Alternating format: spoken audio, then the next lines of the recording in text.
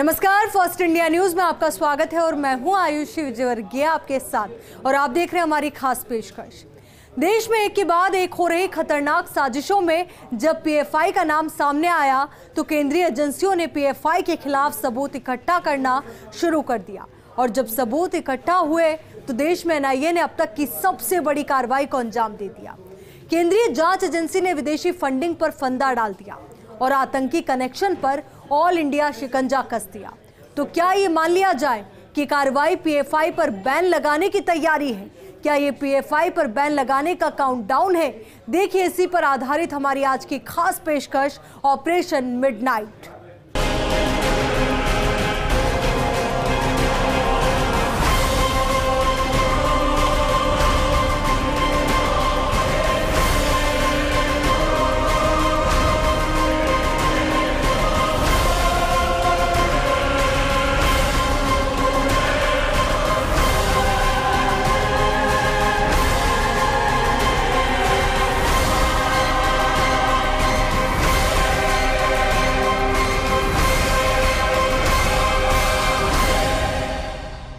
PFI पर देश भर में एनआईए ने छापेमारी की। जांच एजेंसी ने 11 राज्यों में छापा मारा और 100 से ज्यादा आरोपियों को गिरफ्तार किया। एनआईए की कार्रवाई के खिलाफ कई जगहों पर पीएफआई ने विरोध प्रदर्शन भी किया। एनआईए की छापेमारी के खिलाफ दक्षिण के राज्यों में पीएफआई ने भारी विरोध प्रदर्शन किया। केरल, आंध्र प्रदेश, कर्नाटक, तमिलनाडु में शहर शहर प्रदर्शन हुए। कई जगहों पर पुलिस ने पीएफआई कार्यकर्ताओं पर लाठीचार्ज भी किया। ये रिपोर्ट देखिए। एनआईए और ईडी की पीएफआई के 100 से ज्यादा ठिकानों पर फिल्मी स्टाइल में आधी रात को छापेमारी हुई। 12 राज्यों में छापेमारी के दौरान 100 से ज्यादा लोग गिरफ्तार हुए। देश भर में एनआईए और ईडी ने पीएफआई पर शिकंजा कसा तो पीएफआई के कार्यकर्ता प्रदर्शन करने सड़कों पर उतर आए। केरल के मणप्पुरम में सैकड़ों पीएफआई कार्यकर्ताओं ने बीजेपी और एनआईए के खिलाफ नारेबाजी की, जिसके बाद पुलिस हरकत में आई और खदेड़ना शुरू कर दिया। जिसे जहां जगह मिली वो भागा और जो पुलिस के नीचे आया उसे पुलिस ने लाठी से समझाया। कोयम्बटूर में भी पुलिस और प्रदर्शनकारी कार्यकर्ताओं के बीच झड़प हुई और पुलिस ने उन्हें हिरासत में ले लिया। कुन्नूर और कुल्लूर में भी पुलिस ने प्रदर्शन कर रहे कार्यकर्ताओं पर जमकर डंडे चलाए। यानी देश में जहां जहां एनआईए ने आतंकी साजिश की, बड़ी लेबोरेटरी पर बड़े छापे मारे, वहां वहां इन संगठनों से जुड़े लोग बुरी तरीके से बिलबिला उठे।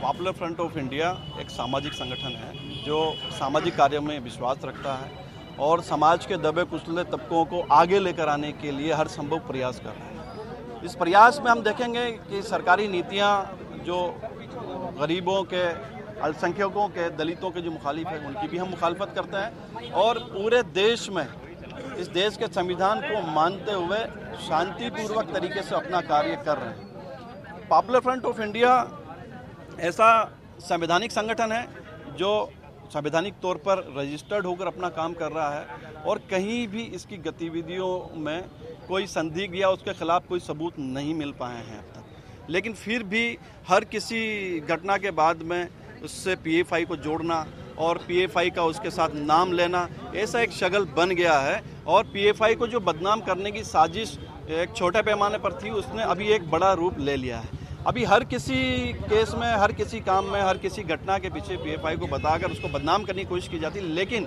उसका सबूत आज तक, जितने भी बदनाम करने वाले खबरें हमें मिली है, उसका सबूत आज तक कोई पेश नहीं कर पाया। जिस तरीके से सेंट्रल गवर्नमेंट ने ईडी को, एनआईए को अपना टूल बना के सोशल एक सामाजिक संगठन पॉपुलर फ्रंट ऑफ इंडिया के ठिकानों पर, हमारे ऑफिसेस के ऊपर छापेमारी की है, इस तरीके की पूरे मुल्क से खबरें आ रही है।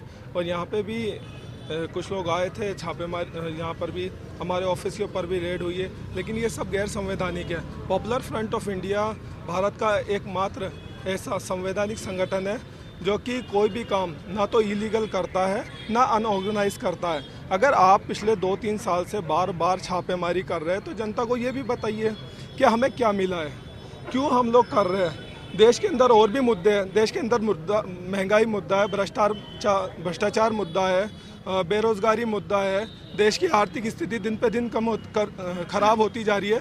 वो सारे मुद्दे ढकने के लिए हमेशा पॉपुलर फ्रंट ऑफ इंडिया जैसे एक सामाजिक संगठन को निशाना बना के पूरे के पूरे देश भर के मीडिया पे चलाया जाता है, लोगों को डराया जाता है, धमकाया जाता है। ये सब असंवैधानिक कार्य जो है ये सब गवर्नमेंट द्वारा प्रचारित किए जा रहे हैं और चलाए जा रहे हैं। ईडी और एनआईए बिल्कुल टूल बना हुआ है इस वक्त में। अब सवाल ये है कि आखिर पीएफआई पर छापे की जरूरत क्यों आ पड़ी? आखिर कैसे एजेंसी को इतने छापे के दौरान हर जगह से पुख्ता सबूत मिले?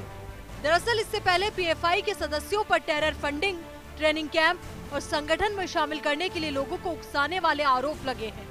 बिहार में एक छापे में खुलासा हुआ कि पीएफआई के जरिए बिहार के फुलवारी शरीफ में गज़वा-ए-हिंद स्थापित करने की साजिश की जा रही थी। पीएफआई तेलंगाना के निजामाबाद में भी कराटे ट्रेनिंग के नाम पर हथियार चलाने की ट्रेनिंग दे रहा था। इसके अलावा कर्नाटक के हिजाब विवाद और प्रवीण नेतरू हत्याकांड में भी पीएफआई का कनेक्शन सामने आया था। वहीं इससे पहले पिछले साल मार्च 2021 में यूपी एसटीएफ ने भी शाहीन बाग में स्थित पीएफआई के दफ्तर की तलाशी ली थी। इससे पहले एक बार और भी पीएफआई ऑफिस की तलाशी ली जा चुकी है। ईडी पहले से ही कथित रूप से मनी लॉन्ड्रिंग और विवादास्पद नागरिकता संशोधन अधिनियम को लेकर दिल्ली और यूपी के दंगों में पीएफआई की भूमिका की जांच कर रही है। यही वजह है कि एनआईए और ईडी को पुराने मामलों की जांच में पीएफआई पर टेरर के लिए फंडिंग लेने और आतंकी गतिविधि में शामिल होने के सबूत मिले, जिसके बाद अब देश भर में केंद्रीय जांच एजेंसी की ओर से छापे मारे गए। अब जब छापा पड़ा तो संगठन के कार्यकर्ता बिलबिला उठे। उन्होंने इसे एनआईए और ईडी का अपने राष्ट्रीय और राज्य के नेताओं पर उत्पीड़न करार दिया। पॉपुलर फ्रंट ऑफ इंडिया की राष्ट्रीय कार्यकारी परिषद ने इस देशव्यापी छापेमारी को डायन हंट बता दिया। देश की आंतरिक सुरक्षा एवं देश के नागरिकों की सुरक्षा बहुत महत्वपूर्ण है और ये एक सराहनीय कदम है। कानून स्वतंत्र रूप से अपना काम कर रहा है और देश की 11 प्रदेशों की और केंद्र की सरकार ने संयुक्त रूप से ये कार्रवाई की है और देश की सुरक्षा को मद्देनजर रखते हुए की है। मैं इस कदम को उचित कदम मानता हूं और इसकी सराहना करता हूं। पीएफए की जब से ये बनी है, इसकी गतिविधियां जो हैं उनमें अक्सर समझ में नहीं आता है कि ये सिर्फ एक राजनीतिक दल है या इसके कुछ और उद्देश्य हैं। बीच में शायद तमिलनाडु, कर्नाटक या केरला की कहीं की बात है, इसमें कुछ हिंसा की भी कुछ वारदातें इसके कुछ सदस्यों के साथ पाई गई थी।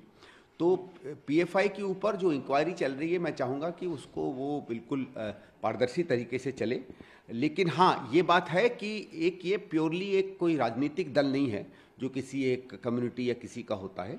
अक्सर हमने देखा है कि इसमें भी उसी तरीके के लक्षण हैं, जिस तरीके के लक्षणों को हम कहते हैं कि ये सांप्रदायिक होते हैं और ये कभी कभी मतलब भावनाओं को भड़काने वाली बात भी करते हैं और इसलिए पीएफआई पर एक नज़र तो रखनी चाहिए। कानून अपना काम करे, पर सवाल मुख्य रूप से ये उठता है कि पिछले 8 साल में मोदी सरकार ने पीएफआई को अब तक बैन क्यों नहीं किया है।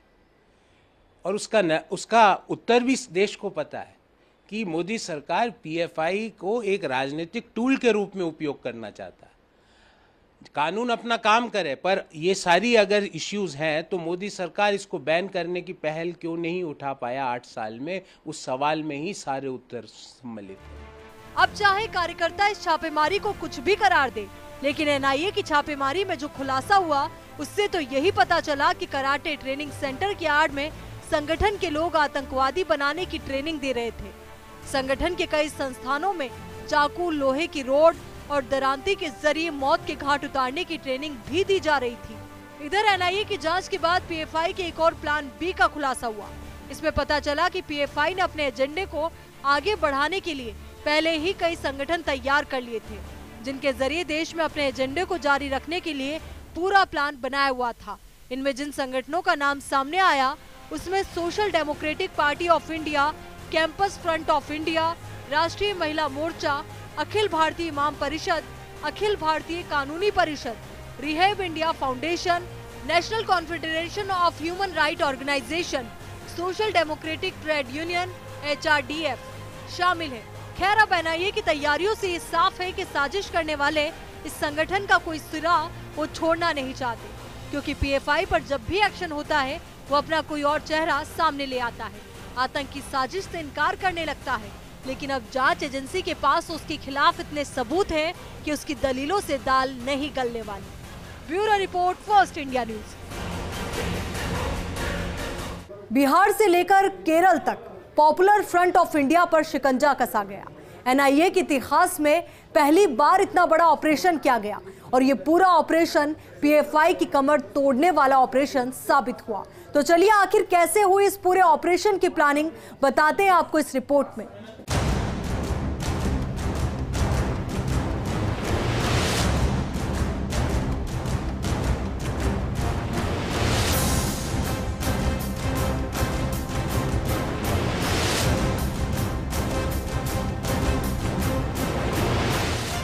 कर्नाटक तक और आंध्र प्रदेश से राजस्थान तक पीएफआई का कैडर बौखलाया हुआ था। सड़क बंद कर प्रदर्शन किया जा रहा था। पुलिस के खिलाफ नारेबाजी हो रही थी। नेशनल इन्वेस्टिगेशन एजेंसी यानी एनआईए का विरोध किया जा रहा था। ये बौखलाहट इसलिए थी क्योंकि एनआईए और ईडी के इतिहास में इतनी बड़ी कार्रवाई आज तक नहीं हुई थी। एक साथ एक वक्त पर देश के 11 राज्यों में दर्जनों ठिकानों पर कार्रवाई शुरू हुई थी। केरल से लेकर कर्नाटक तक, तमिलनाडु से लेकर आंध्र प्रदेश तक, महाराष्ट्र से लेकर राजस्थान तक और यूपी से लेकर तेलंगाना, दिल्ली, एमपी, बंगाल और असम तक एनआईए के अधिकारी केंद्रीय एजेंसी के जवानों के साथ कार्रवाई कर रहे थे। I'm extremely happy that the government of India, its agency, investigation agency, National Investigation Agency, along with ED, Enforcement Directorate, in collaboration also with the state police, is raiding PFI headquarters and also arresting PFI workers. See, I've been pointing it out to the country for a long time that the PFI is an extremist organization. Even the High Court of Kerala has said so, and therefore they are an imminent danger to the integrity of the country. And these people are funded hugely from abroad. All these gold smuggling which takes place, all that funding I'm sure is going into the PFI. They're extremely dangerous. केंद्रीय जांच एजेंसियों ने आतंकी गतिविधियों में शामिल PFI पर पहली बार इतना बड़ा छापा मारा था। इससे पहले कभी कोई छापा इतनी बड़ी तादाद में कभी नहीं पड़ा। पीएफआई पर एनआईए ने इस बार पूरी तैयारी की थी। उसके पास पीएफआई के आतंकी गतिविधियों में शामिल होने के पक्के सबूत थे और यही वजह थी कि इस ऑपरेशन की प्लानिंग काफी पहले और सोच समझकर तैयार की गई। पीएफआई पर क्रैकडाउन राष्ट्रीय जांच एजेंसी, प्रवर्तन निदेशालय और राज्य सरकारों की पुलिस की तरफ से एक कोऑर्डिनेटेड ऑपरेशन तैयार किया गया था। इससे पहले जांच एजेंसी की ओर से 200 संदिग्धों का डोजियर तैयार किया गया था। एनआईए के 200 अफसरों को इस मिशन में शामिल किया गया। हर अफसरों को इन संदिग्धों का डोजियर दिया गया। इस मिशन के लिए 16 एसपी, 4 आईजी और 1 एडीजी ने निगरानी बनाकर रख रखी थी, जबकि राज्य पुलिस और सीआरपीएफ के 1000 जवानों ने इस मिशन को अंजाम दिया था। संदिग्धों की धरपकड़ के लिए एनआईए और एजेंसियों ने अपने अपने स्थानों पर स्पॉटर लगाए थे।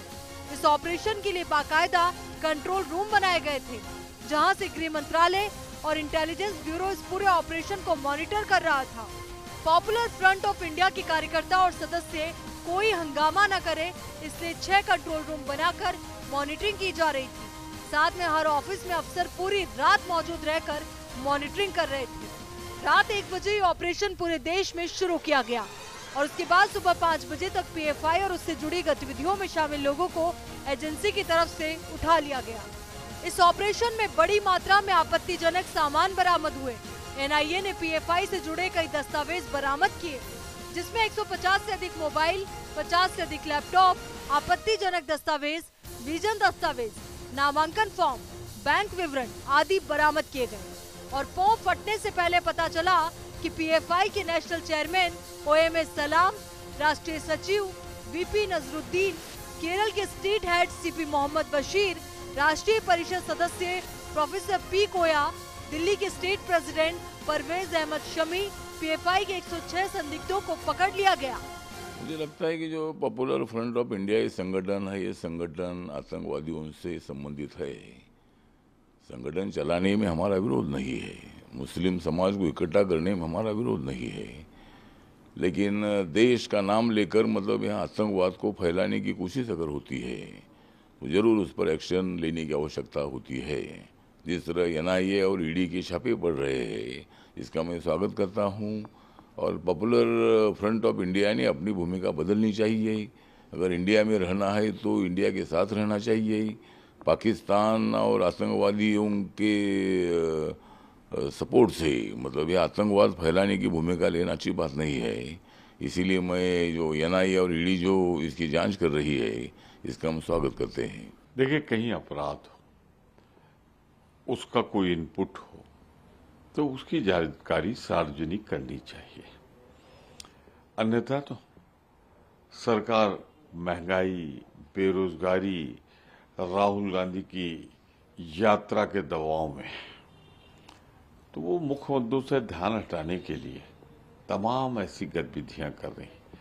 पर इतना आग्रह है सरकार से, जितनी तत्परता आप इसमें दिखा रहे हैं, जितनी बयानबाजी आप इसमें कर रहे हैं, मेहरबानी करके देश के सामने जो समस्या है, महंगाई, बेरोजगारी, चीन ने जो बलपूर्वक जमीन अधिकृत कर ली है, कभी हिम्मत करेंगे उस पर भी बोलने के लिए, या कोई कार्रवाई करेंगे?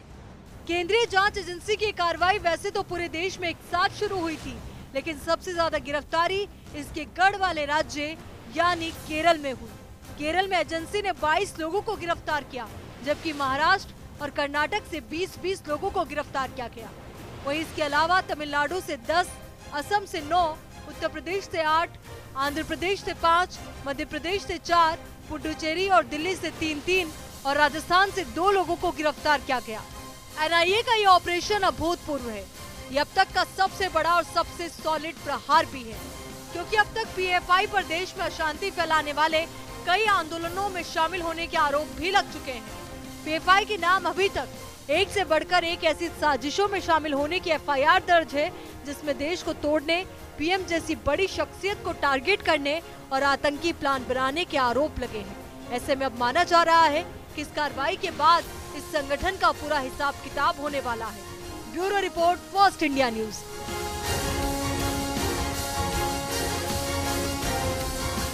यहाँ रुकेंगे एक छोटे से ब्रेक के लिए। ब्रेक के बाद आपको बताएंगे कि देश में मुसलमानों और दलितों का हितैषी बनने वाला PFI कैसे आतंकी संगठनों की लेबोरेटरी बन गया।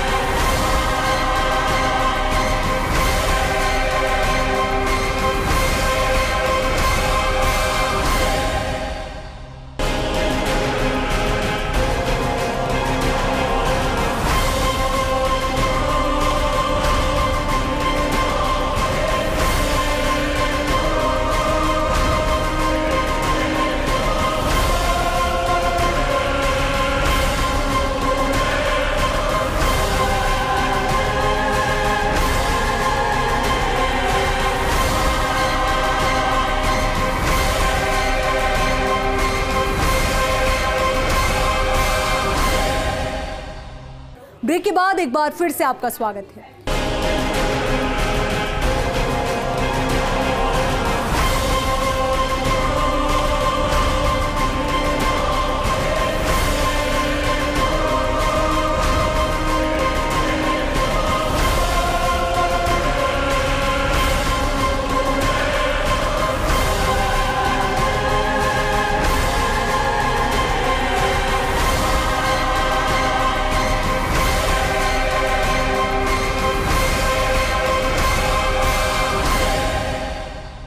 साल 2006 में दक्षिण भारतीय राज्य केरल में पहली बार पॉपुलर फ्रंट ऑफ इंडिया की शुरुआत हुई और अपने 16 साल के इतिहास में PFI देश में मुसलमानों और दलितों के लिए काम करने के बड़े बड़े दावे करता रहा।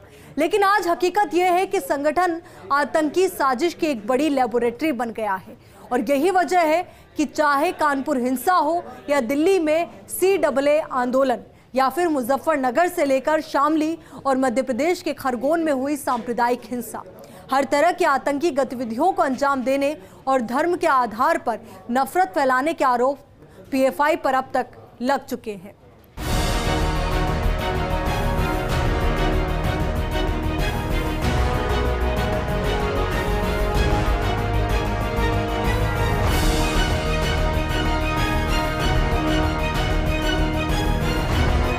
पिछले कुछ समय से देश में होने वाले दंगों और राष्ट्र विरोधी साजिशों में एक संगठन का नाम निकल कर आ रहा है।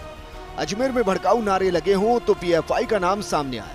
पैगंबर पर टिप्पणी के बाद देश भर में हुए दंगों के पीछे पीएफआई का नाम सामने आया। इससे पहले सीएए के खिलाफ विरोध प्रदर्शन हुए तो पीएफआई का नाम सामने आया। और तो और हिंदुओं के त्योहारों पर दंगों में साजिश के पीछे आरोप लगा तो पीएफआई पर, तो वहीं ईडी ने ताहिर हुसैन और अन्य लोगों को गिरफ्तार किया तो नाम आया पीएफआई का। हाल ही में 3 राज्यों में हुए अलग अलग दंगों के बाद पुलिस के अधिकारियों के बयान सुने, इसमें भी साजिश के पीछे नाम आया तो पीएफआई का। एसटीएफ उत्तर प्रदेश ने आज एक बहुत ही बड़ा खुलासा करते हुए 2 व्यक्तियों को गिरफ्तार किया है, जिसके पास से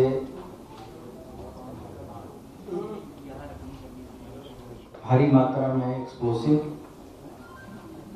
डेटोनेटर और वेपन तथा इसके साथ साथ कुछ बहुत ही महत्वपूर्ण और चौंका देने वाले दस्तावेज भी प्राप्त हुए हैं। जो लोग गिरफ्तार किए गए हैं उनका संबंध पीएफआई और पॉपुलर फ्रंट ऑफ इंडिया संगठन से है और इनका नाम अंसर बदरुद्दीन, जो कि केरला के रहने वाले हैं, और दूसरा फिरोज खान, ये भी केरला के रहने वाले हैं। इनके पास से जो बरामदगी हुई है वो 16 अदद उच्च विस्फोटक एक्सप्लोसिव डिवाइस, बैटरी डेटोनेटर और कुछ लाल रंग के तार हैं, एक 32 बोर की पिस्टल, 7 जिंदा कारतूस, 4800 रुपये, एक pan card, 4 ATM card, 2 driving licence, एक Aadhaar card, 2 pen drive, 2 metro के कार्ड और 12 रेलवे टिकट।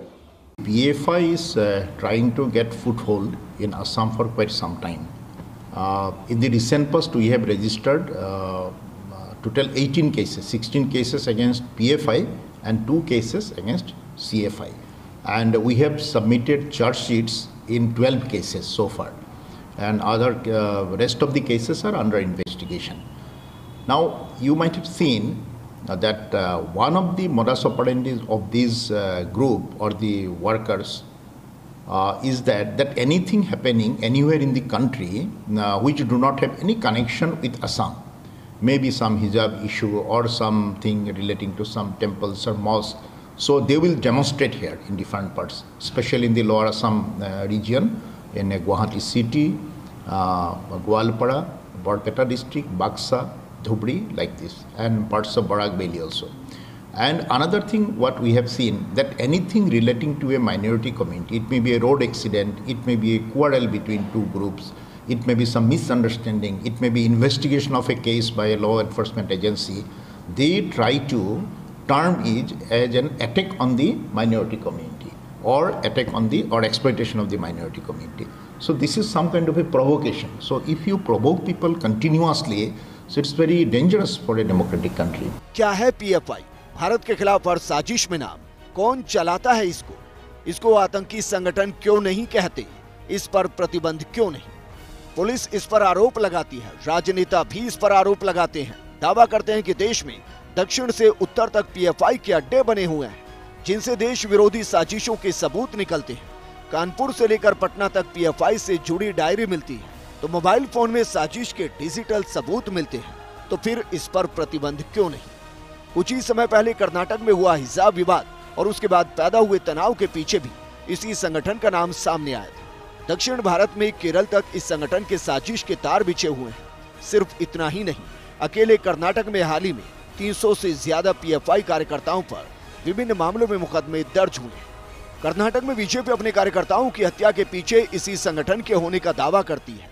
केरल में कई नेताओं की हत्या के पीछे इसी संगठन का नाम सामने आता है, तो उत्तर भारत में इसी साल ही 20 से ज्यादा मामलों में दंगे भड़काने के लिए भी पीएफआई को जिम्मेदार माना गया। पीएफआई का नाम कई राजनीतिक हत्याएं कराने के लिए भी सामने आया। दिल्ली, राजस्थान, मध्य प्रदेश और गुजरात में भी दंगों के पीछे पीएफआई का नाम सामने आया। सिर्फ इतना ही नहीं, यूपी डीजीपी ने तो इस संगठन पर बैन लगाने तक की बात कह डाली। यह हमने रिकमेंड किया है कि पीएफआई को बैन किया जाए। ये रिकमेंडेशंस हम गृह मंत्रालय को भेजेंगे और उस पर कार्रवाई की अपेक्षा करेंगे। पॉपुलर फ्रंट ऑफ इंडिया कट्टर इस्लामिक संगठन है, अल्पसंख्यकों के लिए आवाज उठाने का दावा करता है। इसकी स्थापना 2006 में एनडीएफ के उत्तराधिकारी के रूप में हुई। संगठन की जड़ें केरल की कालीकट में गहरी हैं। इस पर आईएसआई के साथ काम करने का भी आरोप है। फिलहाल इसका मुख्यालय दिल्ली के शाहीन बाग में है। देश के 24 राज्यों में संगठन की जड़ें हैं। पीएफआई को सिमी की बी विंग कहा जाता है। सिमी पर 2006 में प्रतिबंध लगा दिया गया था। इसके कई सदस्यों के सीरिया और अफगानिस्तान से ताल्लुक है। कुल मिलाकर देश में दंगों के पीछे एक नया ट्रेंड सामने आया। इस ट्रेंड को अब पीएफआई ट्रेंड कहा जा रहा है। पीएफआई का नाम भले ही पॉपुलर फ्रंट ऑफ इंडिया हो, लेकिन आरोप है कि हरकतें सारी एंटी इंडिया वाली है। Bureau report, first India news. हमारी खास पेशकश में फिलहाल के लिए इतना ही। देश और दुनिया से जुड़ी तमाम खबरों के लिए आप बने रहिए फर्स्ट इंडिया के साथ। नमस्कार।